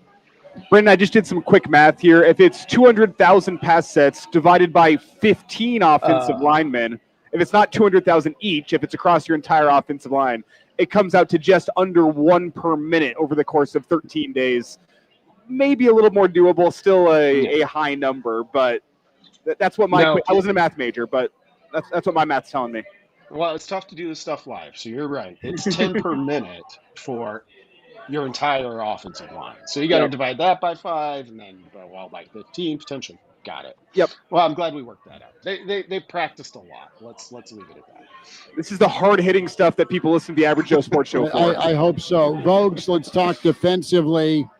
Sparty has got a talented quarterback. Childs won't blink. He's been in these moments before. He kept him in it on the road at SC 2 weeks ago. 3rd and 7, and when things break down is when he's dynamite. That being said, Michigan State, I like Frazier. I like their big back as well. They're going to try and test Nebraska defensively. Let's go to that side and see what you think here. Nebraska's linebackers, can they have a bounce back? Is there more Gabe Moore? Big wins is something I distinctly remember being uttered this week by the defensive coordinator. If you're a Peaky Blinders fan, Alfie Solomon's put it way, way better that I can't repeat about big versus small. But that's true. Nebraska needs to get those bigger bodies either on the field or the bodies they've been running with that defensive line. Keep the linebackers clean and make some plays here. If you're going to go with a smaller defensive line, that athleticism, that penetrating front, they better start eating here, because right now the reputation is can line up and just run it at them. They'll be moved. You'll be able to beat them at the line of scrimmage and control the run game. If on a windy day Michigan State's got 2nd and 6, 2nd and 5 because first down's been great between the tackles or more so off the edge for Sparty. That's what they've done. This thing is going to be heartburn city for 4 quarters. It could be. I mean, I think in terms of the hierarchy of concerns for Nebraska defensively, number one for me would be you worry about Child's ability to improvise and sort of the leaky yards in the run game. We saw Nebraska get really hurt with that with Sorsby, more so than designed runs. It was kind of that. So that's a big one. You worry about the big play passing, which that's good on good in terms of Nebraska. Only they're allowing less than 100 yards game, haven't allowed a completion over 20. Like that'll get tested, and that part, like if Michigan State hits for a few of those, you tip your cap and be like, yeah, you got the receivers to do that. But kind of the undercurrent to the whole thing would be it's a pair of big backs. It's a solid, if not spectacular, probably closer to spectacular than it is just plain solid. This is an accomplished run game, and Nebraska has gotten moved in terms of when you just talk about size and linebacker play. So that's kind of the danger underneath it all. You can't give up all 3 of those things without being in a tougher game than you hope for. Folks, I wanted to ask you quickly about this defense. I know looking at the offensive line, the Spartans have had 8 guys play 40 or more snaps this year. It's been a heavy rotation.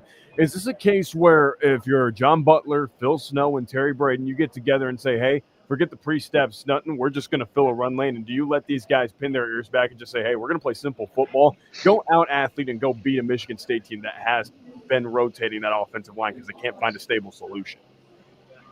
Maybe. I apologize. I tried to hit the cough button there, but it's all right, brother.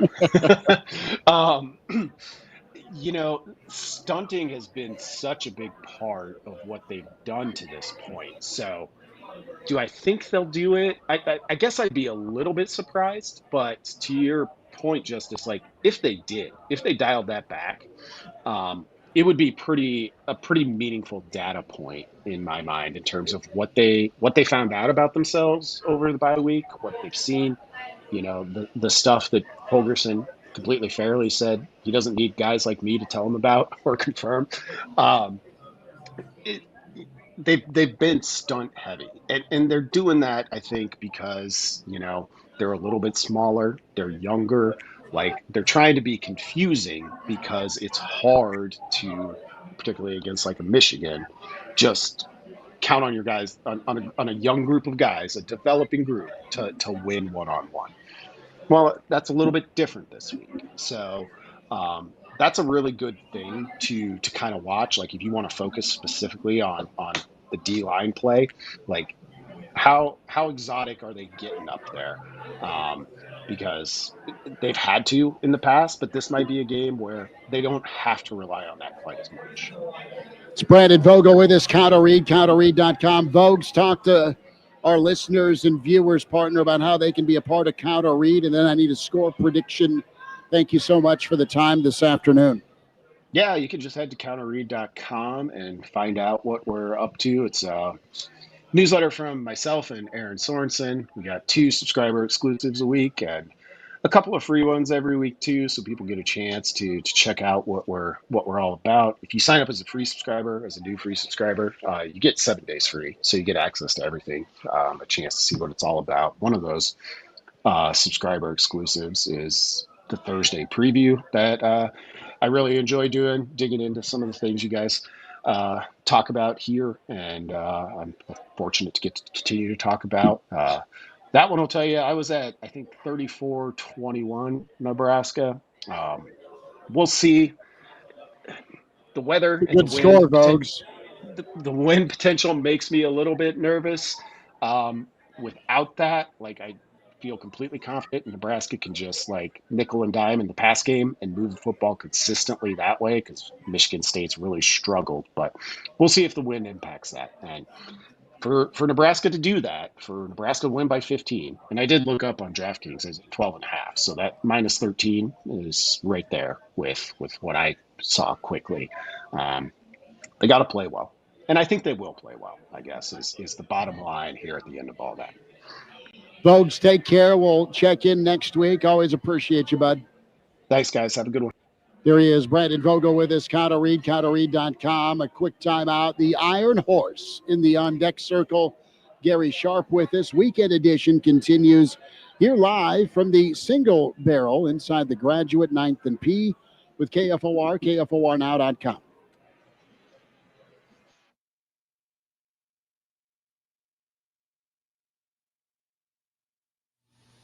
High school football Thursday night. Columbus is in town to play Lincoln East at Seacrest Field. You can join Justice Rohde for the play-by-play. Coverage begins right before 7 o'clock right here. FM 101.5, 1240 AM, KFOR.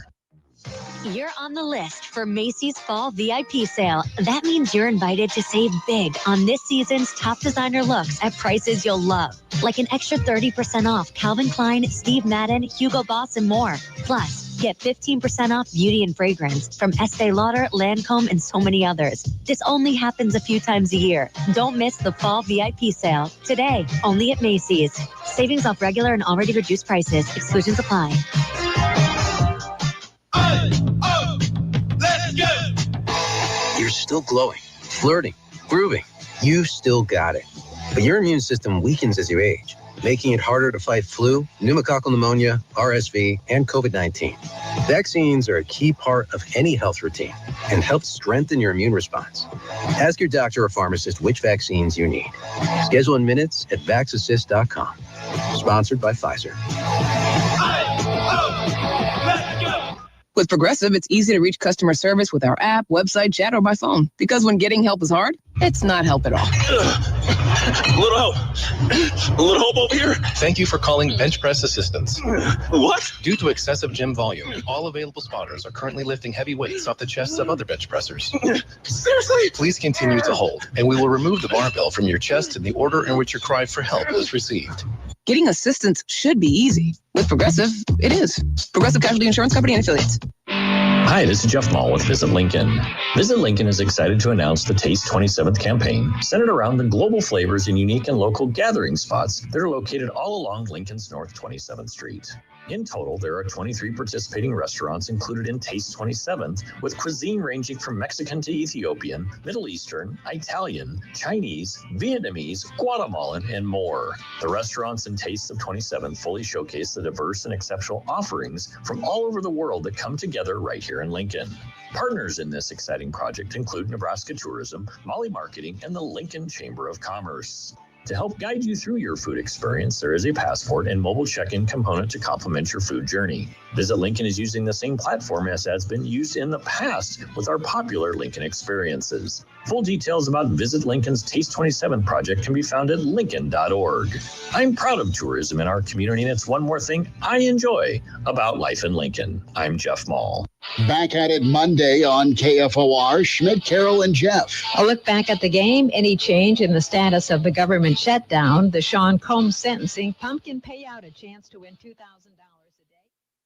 a day. We're back with more. It's the Average Joe Sports Show with Chris Schmidt and Elijah Herbal. Rolling through the Average Joe Sports Show here, a pregame edition. Schmitty nowhere to be found. Sharpie sitting down with us here momentarily. So it's just Elijah Herbal and Justice Rohde taking you through. It's just like our high school football game last night, Justice. That was incredible.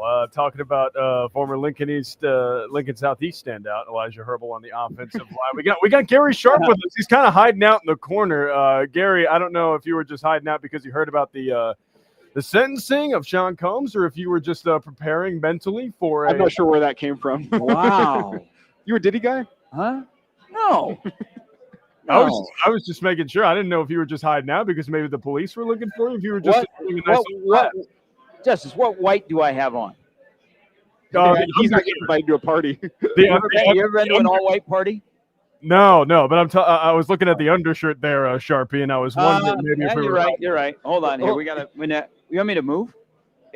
You gotta time your peeing better. I will say any party that Justice Rohde rolls up to turns into a very white party. Maybe not an all-white party, but it's the price of being pale is what we'll call it. Yeah, the price of being pale. All right, we're all back together now. Had to happen. Had to happen. You had to press the escape hatch? I did. Sharpie, good to see you, brother. Hey, good to see you guys as well. It's been a while since Nebraska's played a football game, huh? 2 weeks. 2 weeks of fun, right? Where the vibe has been really odd. It's gone from. It's definitely not the vibe of a sorority party in the bottoms. That is true. Well played. That is true. 2 weeks Thanks ago, for the memory, Sharpie. That was great. No, it just seems like as you know, I've kind of about Tuesday I said, man, after listening to Rule on Monday where he was like, what am I going to talk about? Just play a game. 3 o'clock can't get here soon enough. It's just, I think as you digested Michigan with a bye week, it's kind of how your expectations are. If you thought Nebraska was going to be a playoff team, you're really disappointed. I think and I said it right away, it was very deflating. And then you watch Cincinnati today, you watch Michigan, Wisconsin. It's an opportunity. Like Nebraska just hasn't been able to seize that opportunity, but I think they have an opportunity here in October. And this isn't the type of game that I think, if Nebraska can get it done, it's not going to earn them any respect on a national media sense. But I think something we talked about last segment was if you can go out there and win the games you're supposed to win, it'll increase your respect among Husker fans. Yeah. Because right now the Husker fans, I think, are in this weird limbo of, we think this team's pretty good, but also Michigan came in and pushed Nebraska around, and that's not Nebraska football. So you're in this weird limbo of like, man, this team could be pretty good, but also we're still not 100% convinced. Going out and taking care of business in October against the teams you're supposed to take care of business against will do a lot for Husker fans to kind of confirm what they think about this team, which is that it's a pretty good, not elite football team. Yeah, it's a weird dynamic of you could go back and go, there were 3 plays in the Michigan game. Well, there's 3 plays that you weren't able to take advantage of. And I don't know. I think I like Nebraska today. The win's going to play a factor, but if Nebraska doesn't put up a big crooked number, something's wrong. Because look what USC did against them. Mm-hmm. They put up 523 yards. They ran whenever they wanted to run. They scored 45. They made some mistakes. They could have scored more. I like Childs. I think there's some things that Michigan State will try and do today. But I think today is about this. And I expect Dylan to have a nice day. Nebraska has to show that they can run the football when they want to run the football. Because that would help out their passing game a ton. And I think it would open up some of the other things in their offense. What's going to happen today with their running game, we don't know. I know Demetrius Bell was going to be a candidate to possibly carry the football. He's out for the game. He's not playing at all. It's not like they're going to get somebody and they're going to acquire somebody overnight and he's going to walk in here. But Pritchett's at left tackle. Gatula's at right tackle. Pritchett's your best run blocker. Run behind him and see where it goes. Can I ask the question here? Yeah. Can Nebraska be a team today? You talked about the running game opening up the passing attack. Can Nebraska be a team that throws it to set up the run as opposed to vice versa? Because Husker fans aren't quite used to that. No, you know what? And I don't know, because that's a great question. Because if you think about, okay, we're 4 games in, we know who we are, let's just lean into what we do well. That means Nebraska's going to throw the ball a lot. But I think Nebraska, to be successful, has to be able to run the football. And I tell you, if they can get to a point where they're running the ball well, I actually think it will help their defense against the run. Because look at the weird dynamic of Nebraska having the number 2 passing offense in the country and having the number 1 pass defense. The wide receivers are making the DBs better and vice versa. And they got to deal with Dylan dinking and dunking and throwing on them. Well, the offensive line isn't doing great opening up holes on a consistent basis. And if you had a dominant offensive line that every day you were going against in practice, don't you think that would make you better? Well, you saw it the last couple of years. Yeah. What was Nebraska's strength? Mm-hmm. It was up the middle, stopping the run. The first 2 years of the Rule era, they were great against stopping the run. Where did they get beat up? 3rd down and 8, because your secondary wasn't up to par. Now it's flipped on its ear. And, the question about wanting to and being able to running the football. When push comes to shove, I don't think it's Dana's so-so with the run game. I think he has concerns about them being physical enough to line up and just run it. And he said as much. I'm calling with what I think is going to work, and I'm going to stick with what's going to work. But from an attitude standpoint and how you're going to make your living, you have to show the ability to be physical. It may not be your dominant hand. It might be your passing game, but at least be able to run the football and be committed to it. And that's a question mark. It's a bigger discussion point with this team moving forward. I mean, go back to the fan base for a second. The fan base, some were in the category of breakthrough special playoff. Some were in the category beat some teams that have had your number for a while, get to that 8 or 9, still doable. And then there's the third category of jury's out, we'll see, who knows, it's year to year. I think Nebraska fans can see progress. I think we can see progress. They're better. Yep. But you're still not getting the payoff moment. You didn't beat Michigan. You've got to wait till USC, depending on if USC is still a one-loss squad. But you have October in front of you, and it's been reinforced into Nebraska fans, Sharpie, since life in the Big Ten. There is no gimme week. Yeah, I think we should retire when it comes to the discussion about Nebraska football about the word should win. Okay? Because Nebraska hasn't given us anything to say, oh, they should win that game. And I know we do the whole schedule thing. Well, it's just because when you get an opportunity like Michigan and you're not able to take advantage of it, and you took really 2 good steps forward, and then you took a step back, and then you're like, okay, who are they? I still think they're a 9-win football team. Now, a little bit of it has to do with the schedule, but the schedule might look different if Maryland wins today against Washington. Big time. If Drake Lindsay has a good night in the shoe, even if Minnesota doesn't win. I think Nebraska is now going to play the rest of the year where they've got the best quarterback when they enter a game, and that's ahead of the guy at Penn State. Sure. So you have that going for you. I don't know. Nebraska needs to just come out and have a nice little performance, where it looks thorough, it looks like what it's supposed to look like, and you win a game where it's not a tension convention, but you're challenged a little bit, and you show that when you get punched in the face and there's a little bit of adversity, you're able to respond to it, and you're able to break through and win a game to stay in that meaty middle of the Big Ten, because Michigan State is not there.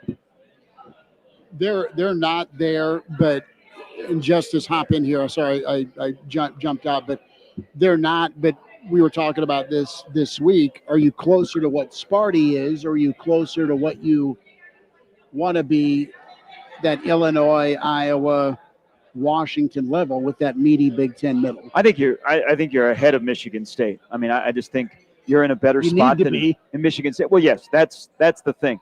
But you're still the 8th, 9th, 10th team in the Big Ten, which right now isn't bad, but that's not where you want to live. But you only have so many opportunities to break through. And as you mentioned, they probably won't play a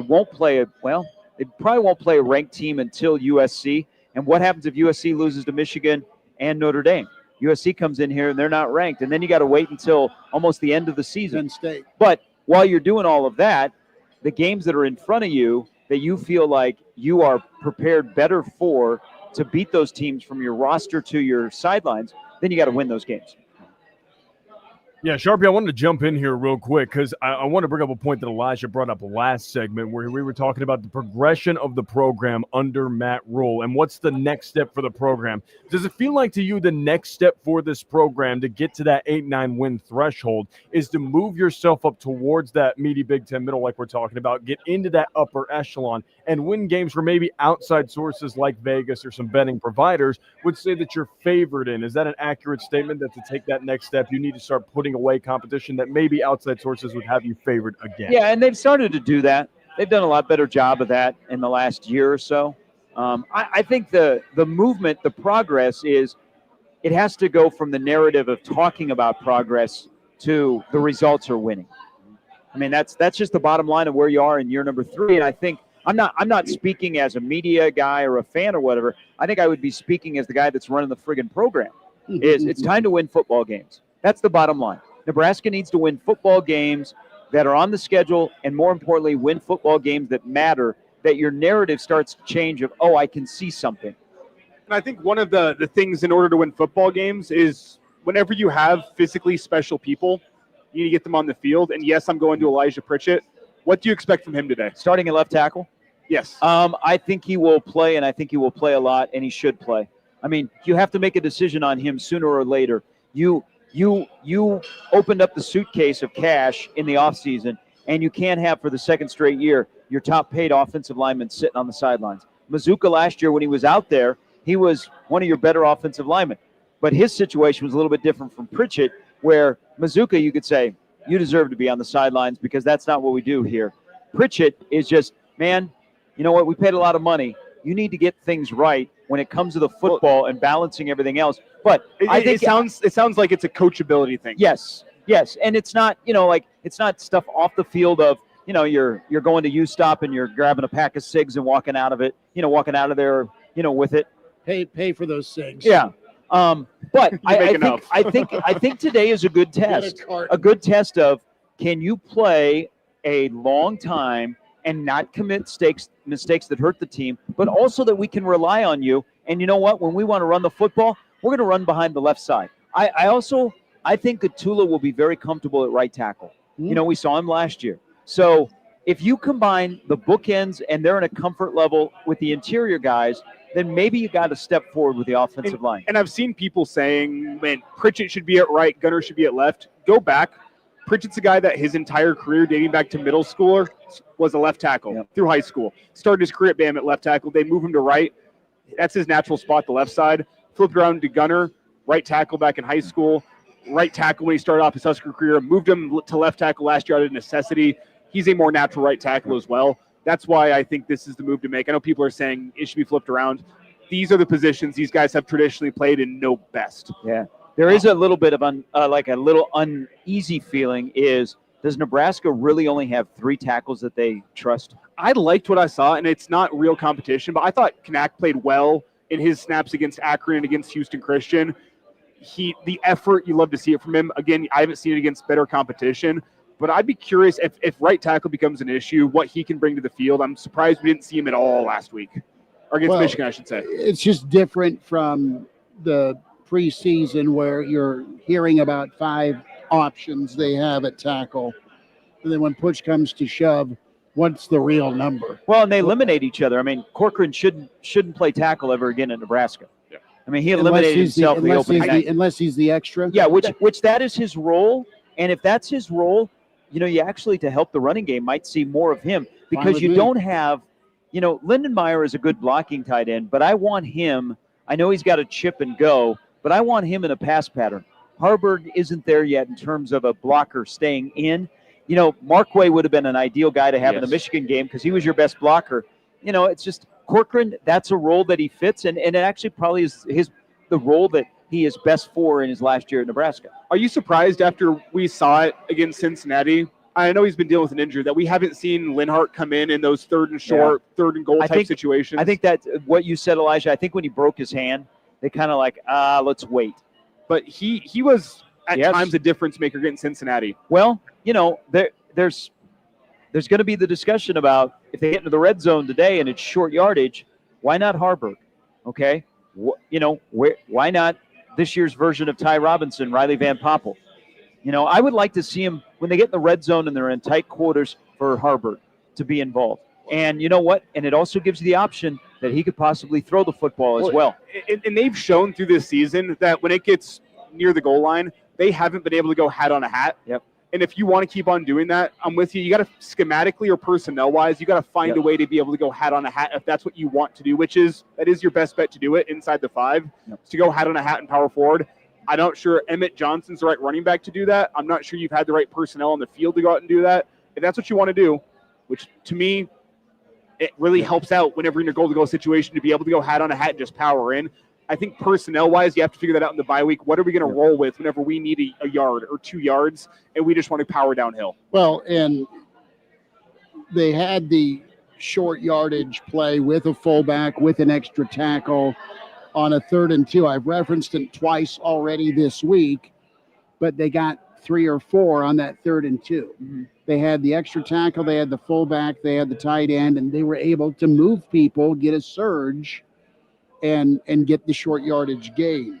I'm interested in then going back to that versus getting gimmicky inside the 5 where it's a shuffle pass or I'm throwing a fade. Yeah. I mean, why? That's not the trust. Yeah, that just shows you, do you have full trust in your offensive line to line it up and from the 5 and in, just move the pile forward. And I hope they've retired that fade. Well, it's just, I don't know that it's got to look sexy doing it thing. I think it's a real honest to goodness battle of, God, if I call this, do I believe it's going to work when it comes to power? I don't believe the fade will ever work unless you have Megatron playing wide receiver for you. Or you say, how about Carter Nelson? I saw you at the state track and field meet. And you can jump, dude. But he can jump. Well, but you know what? I think this is an important month for Carter Nelson to figure out where he is in this program. You know, what is going to be his role? Because I think Nebraska is still trying to figure out how to use him. You know, that's frustrating if you're a Nebraska fan, where you go get this talent and you shouldn't overthink it. Just go out there and let him perform. If he's not what he needs to be as a blocker yet, but he can do X, Y, and Z pretty proficiently, use him that way. I mean, because he's a physical specimen.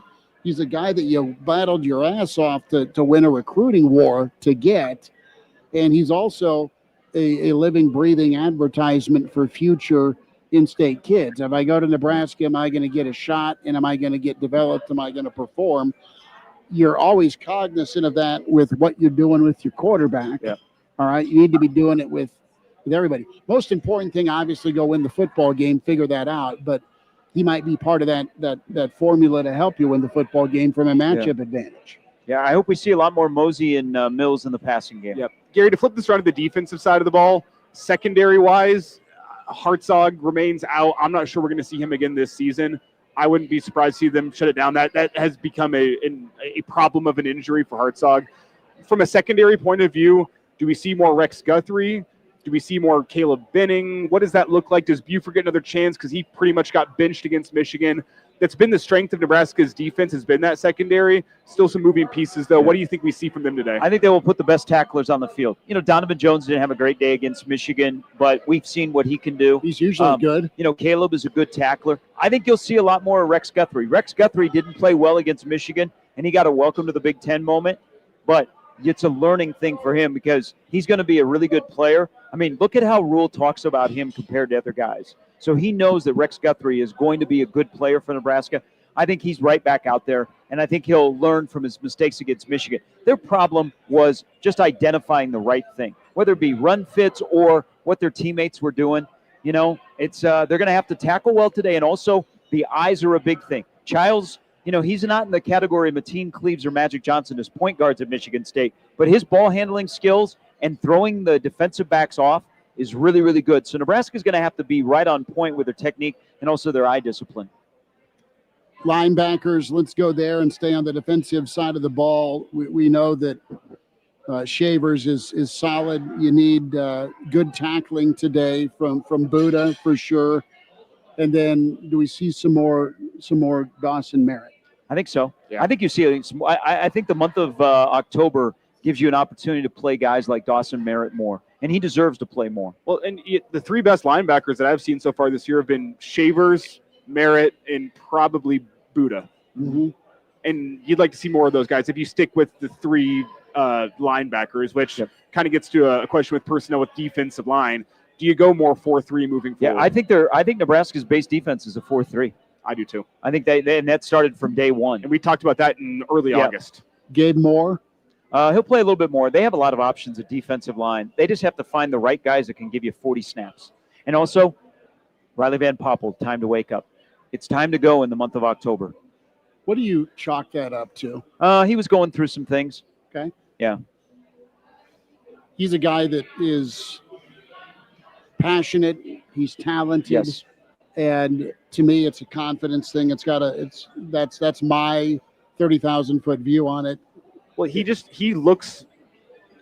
doesn't look like the guy that we saw in Iowa City last November, where I thought he was a difference maker coming in. I know he only had the 4 games. Whenever he played, especially against Iowa, he looked like a difference maker. I haven't seen that so far this year. And it's easier to play whenever you have Ty Robinson and Nash Hutmaker next to you because you're getting single blocks and you're not the guy there circled on the game plan. But he still doesn't look like that guy. Well, and I before the Michigan game, they had a heavy reminder of who he is and what they expect. Mm-hmm. No, that's true. That's absolutely true. Some final thoughts, fellas, as we wind down the weekend edition of the Average Joe Sports Show. Live here at Single Barrel. Don't forget Real Red Reaction, powered by Slim Chickens, 6-ish. right here from Single Barrel, recapping Nebraska, Michigan State, how that thing shakes out. Michigan a little bit more control as they're about to go up 24-7 here on Bucky. Yeah, their body blows. Wisconsin was doing a good job stopping the run. Within the last 2 drives for Michigan, they've got the running game going. It's a body blow, go into the body, wearing out a defensive line. Michigan's done it here to Wisconsin. They just lean on you, don't they? They just lean on you for 3 or 4 quarters, and it'd be great. The strength of that Wisconsin defense, if not the team, was their ability to stop the run. And Michigan, as this game has gone on, has just worn them out in that passage. There's just no complimentary football. You got Wisconsin's offense at 7 points, and they're lucky to have that. They're like the 2009 Huskers. Yeah. Think if Joey Gans could have played in 2009. That team would have gone a long way. Big time. They had one of the best defenses ever at Nebraska. It was good. Gary, we've seen as we wind it down here, this line has gone all the way to Nebraska by 12.5 or 13, depending on where you find it.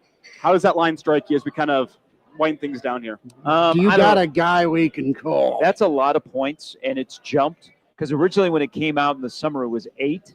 I don't know. At some point, you have to go, yeah, Nebraska should be a 13.5-point favorite. That's a big number to cover, but I think Vegas thinks Nebraska will put up a big number. You gotta play the win, so game management's going to be pretty key today. But also watch for special teams. Nebraska's got to be a little bit more on point on special teams. And let's have some fun with Archie when he punts with the wind at his back. Remember last year in the windy game? Because it was 97 and windy against Rutgers. Dylan had a hard time in the second half. Apparently he's got small hands. But the punters, remember Buschini in that game? Small hands, baby. Small hands. Justice, love you much. Thanks for jumping in.